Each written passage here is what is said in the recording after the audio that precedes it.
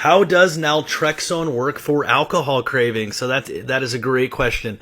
So when we actually drink alcohol, we're not really getting a huge dopamine spike. The interesting thing with alcohol is we actually get the spike before we get the alcohol. It's kind of like driving to somebody's house to pick up your DOC, drug of choice, and you actually feel better before you even get it, right? That's what's going on with alcohol. We have an anticipatory dopamine release from the receptor site that is called the mu receptor site. It's actually an opioid receptor site, right?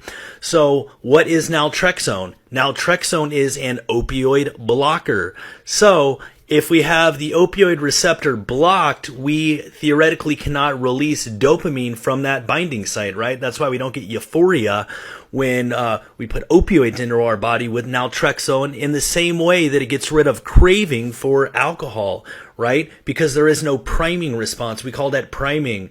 So it doesn't stop you from drinking. It doesn't stop you from getting drunk. It just reduces that thought process, which is a lot of times an obsession that's so great and causes such compulsion that it cannot be relieved until the sufferer takes the drink, right? So ease and comfort, we call it, right? A sense of ease and comfort, like you're holding your breath, right? And then, right? So it kind of gets rid of that feeling, and that's how it works. It's very safe. It's effective. I use it all the time in practice. I see people do very well on it. There's the injectable, there's the oral, but it does stop that craving. It doesn't mean that you're out at a bar and you might not decide to have a drink. That happens.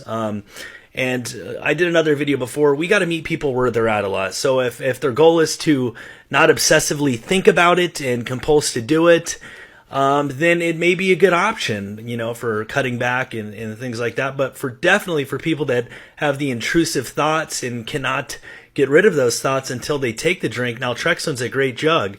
Again, we look at animal models.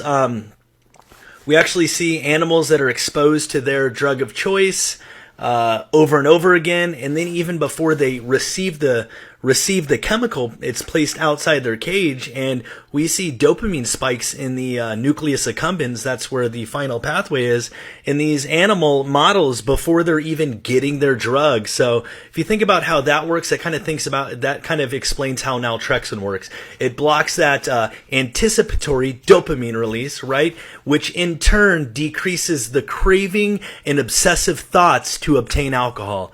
Great drug, and it's doing a lot out there for a lot of people. Thanks for listening in.